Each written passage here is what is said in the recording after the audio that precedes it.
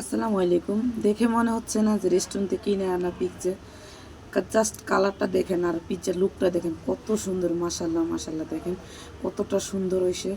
বাসাতেই যদি এত ইজিভাবে পিৎজা বানানো যায়, তাহলে রেস্টুরেন্ট কীভাবে কী জন্য লোক পিৎজা কিনে খেতে হবে বলেন?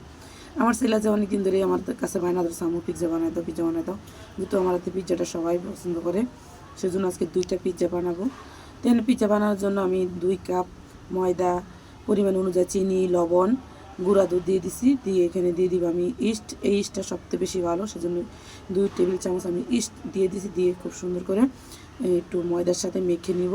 এটা যখন মাখা হয়ে যাবে, তো এখন এখানে আমি রান্নার রেগুলার যে তেল, এই তেলটাও দিয়ে দেবো 2 টেবিলের মতন। দিয়ে খুব সুন্দর করে আমি ময়দার সাথে ভালো করে ময়ান দিয়ে দিব। যত বেশি তেলটা ভালো করে মাখাবেন, অত বেশি ভালো হবে।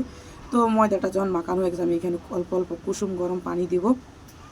অল্প অল্প কুসুম গরম পানি দিয়ে সফট নরম করে একটা ডো করে নিব। আমরা যেভাবে রুটি পরোটা খাই, আপনারা তার থেকে একটু নরম করে হলেও ডোটা করে নেবেন, তাহলে পিৎজার রেজাল্টটা ভালো আসবে। তো এটাকে যখন দেখবেন অনেকটা বেশি নরম চিপচিপটা হয়ে গেছে, হাতে একদম লেগে লেগে আসতেছে, তো এই পর্যায়ে আরেকটু তেল ইউজ করে দিবেন। তেল দিয়ে খুব সুন্দর করে এটাকে খালি একদম ভালো করে ময়ান দিবেন। এটা যত বেশি ময়ান দিবেন, তত বেশি এটা সফট নরম থাকবে। দেখেন আমি কীভাবে এটাকে একদম ভালো করে ময়ান দিয়ে এটাকে এভাবে রেখে দেবো 30 মিনিটের জন্য। এটা ঢাকনা দিয়ে ডেকে উপরে আমি এখানে আরও মোটা একটা তয়লার মতো দিছিলাম, যাতে ভিতরের বাতাসটা বের হয়ে না আসে। তো এটা রেস্টে থাকতো। এখানে আমি পুরটা বানিয়ে নিব। পুর বানার জন্য এখানে আমি নিয়ে নিচ্ছি চিকেনটা আমি ছোটো ছোটো করে কেটে নিচ্ছি, যেহেতু আমি 2টা বানাবো, সেই জন্য সেখানে চিকেন নিয়ে দিচ্ছি। দিয়ে দিলাম এখানে পরিমাণ অনুযায়ী লবণ, সয়া সস, টমেটো সস, একটুখানি হলুদের গুঁড়া, অল্প একটু মরিচের গুঁড়া দিয়ে খুব সুন্দর করে এটাকে আমি একটু ভাজা ভাজা করে নিব। এখানে ভাজা ভাজা করার সময় আমার ভিডিওটা আমি বন্ধ করতে ভুলে গেছি, সেই জন্য ভিডিওটা এভাবে আটকে রয়েছে। গাইস, কিছু মনে করবেন না। তো এখানে ভাজা ভাজা করতেছে, আমি এখানে ময়দা আর অল্প একটু পানি সাথে ময়দা 1 টেবিল চামচ ময়দা গুলে এখানে আমি দিয়ে দিব। দিয়ে খুব সুন্দর করে লাড়াচাড়া করে এটাকে যখন একটু চিপচিপে একটু লাসা লাসা টাইপের হয়, তখন আমি উঠিয়ে নেব। এই পিৎজাটা অবশ্যই আপনারা বাসায় বানিয়ে নেবেন, এত বেশি মজা হয়। সবাই খায় অনেক বেশি প্রশংসা করতেছিল যে একদম বাইরের আমরা যে কিনে আসি ওইটার থেকেও বেশি মজা হয়েছে। তো দেখতেছেন, এটা দিয়ে আমি খুব সুন্দর একটু লাড়াচাড়া করে উঠিয়ে নেব। উঠানো হয়ে গেলে আমার ময়দাটাও সেট হয়ে গেছে, তো ময়দাটা খুব সুন্দর করে উঠিয়ে নেব। ঢাকনাটা উঠিয়ে নেওয়ার পর দেখেন কত সুন্দর মশলা দিলে কারণ ইস্টটা যে ভালো হয়, আর আপনার ময়দা যে গুলবেন, ময়দা যে ডোটা করবেন, এটা করা ভালো হয়, তাহলে আপনার পিৎজার রেসিপি খুব মাশাআল্লাহ খুবই ভালো হবে পিৎজাটা। তো এখানে নিয়ে অল্প একটু ময়ান দিয়ে দেবো। ময়ান দিয়ে আমি 2টা ভাগে ভাগ করে নেবো, যেহেতু আমি 2টা বানাবো। 2টা ভাগে ভাগ করে নিব, করে একটা ভাগের আমি খুব সুন্দর করে রুটি বেলে নিব। একদমও মোটা না আর একদমও পাতলা না, আমরা যে সাধারণত যে পিৎজাগুলো খাই আর কি, যেহেতু হোটেল থেকে রেস্টুরেন্ট থেকে কিনে আনি, সেই আন্দাজে আমি এটাকে রুটি বেলে নেব। নিয়ে আমি যেটার ভিতরে এটা পিৎজাটা বানাটা, ওটার নিচে অল্প একটু আমি ময়দা দিয়ে দিব। এভাবে দিলে পিৎজাটা খুব সুন্দরভাবে উঠে যায়। ওটা যখন কুক হয়ে যায়, তখন এটা খুব সুন্দরভাবে উঠে যায়, প্লেটের সাথে আর লেগে আসে না।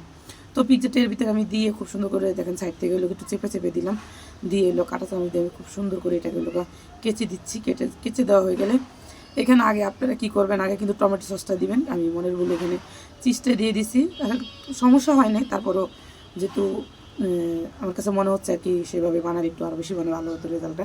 তো যাই হোক, তো দেওয়ার পর এখানে অনেকটা পরিমাণ টমেটো সস দিয়ে দিছি। পিৎজা সস যদি না থাকে, আপনারা অবশ্যই টমেটো সসটা বেশি করে দিবেন।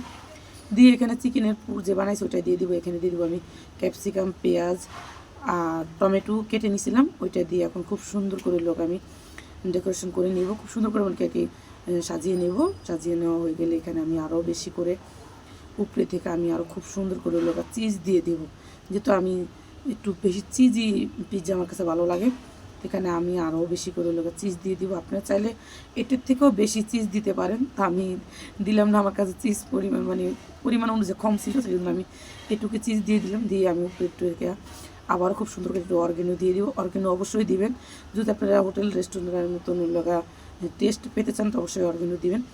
এটা দেওয়ার পর এটা সাইডে যে অংশটা, এখানে আমি খুব সুন্দর করে টমেটো সস লাগিয়ে নিব। লাগিয়ে নিয়ে এখানে আমি কড়াইটা 10 মিনিট হিট করে নিছি। নিয়ে এটাকে আমি লো টু মানে লো থেকেও মিডিয়াম করে আমি এটাকে 40 মিনিটের লোক বেক করবো। 40 মিনিট পরে দেখেন ফাইনাল লুক কতটা সুন্দর হয়েছে মশলা দিলে।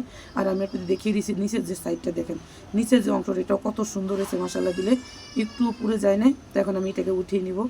উঠিয়ে নেওয়ার পরে দেখেন যখন আমি কাটতেছি আমার কাছে মনে হচ্ছে না যেটা আমি বানাইছি, এত সুন্দর পারফেক্ট হয়েছে আর এত সুন্দর হয়েছে, নিচে একদমই পুড়ে যায় নাই। আর যে মানে পিৎজাটা খেতে মাশাআল্লাহ এত বেশি মজা হয়েছে, অনেক বেশি মজা হয়েছে। অবশ্যই যে রেসিপিতে আপনারা একবারও বানান তাহলে ট্রাই করেন, অবশ্যই বুঝতে পারবেন যেটা কত বেশি মজা হয়েছে।